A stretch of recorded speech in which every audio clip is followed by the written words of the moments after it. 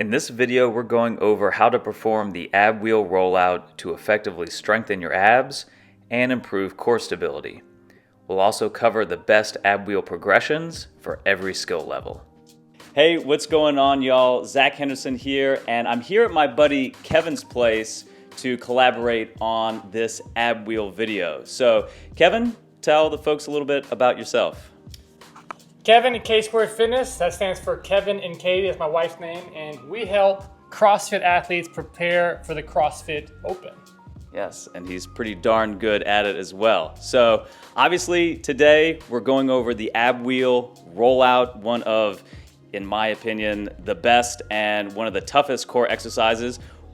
So tough that I will not be demonstrating any of the progressions, which is why I'm here. So Kevin, in a nutshell, why is the ab wheel rollout an important exercise to train?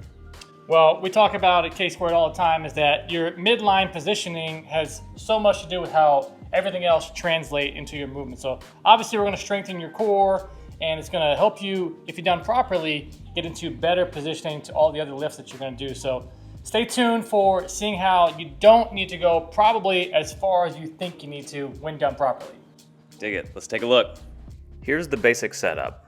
From a full kneeling position, grab the ab wheel, tuck the tailbone, and gently round the back, basically adopting a hollow body position. With straight arms, begin to reach forward and allow the hips to fall down and forward. Keep the feet flat on the floor, torso rigid, and resist the urge to arch the back. Start with a very short range of motion as the leverage on the core adds up fast.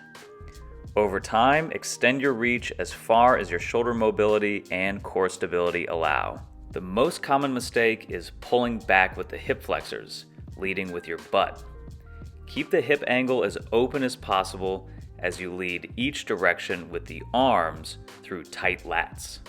Now that you know the basic techniques of the rollout, let's take a look at some progressions. Start by testing your core stability on the Swiss ball by performing the classic stir the pot exercise. Plank down on the ball and draw small circles with the arms. Actively push your chest away and keep your hips square and stable. The plank is the fundamental core stability exercise. We can start to mimic the leverage and shoulder demands of the ab wheel rollout by performing simple walkouts with the hands. Hollow body hold strength is key for the rollout. Here we can mimic the dynamic movement of the rollout with a weighted pullover. The basic rollout technique can also be performed with a Concept 2 rower. The height of the seat makes this an easier variation than a rollout on the floor. Once you're on ground level with the ab wheel, your progression is as simple as adding length to the rollout. Standardize your range of motion by rolling out to a wall, step, or heavy kettlebell. Make light contact to keep tension on your abs. Like with any dynamic exercise, you can make your ab wheel rollouts harder by adding pauses and slow tempos to your reps. For a fun challenge, try a 5-count eccentric, 5-count pause at the end range of motion, and a 5-count concentric. The next progression is working diagonal rollouts. The angles don't have to be huge here. Just hit 11 o'clock and 1 o'clock with the same range of motion and control you use with the straight rollout. To make any of these variations more difficult, simply float your feet so only your knees are on the floor. This makes your abs have to work harder in order to stabilize the movement. And finally, the most challenging progression is the standing ab wheel rollout. As we talked about earlier, start with a short range of motion. As you progress, try to stay on your feet as long as you can and drop to your knees to complete the rep as needed. Don't rush to the standing rollout. It's even harder than it looks and can put a lot of strain on the lower back if you lose a split second of abdominal engagement.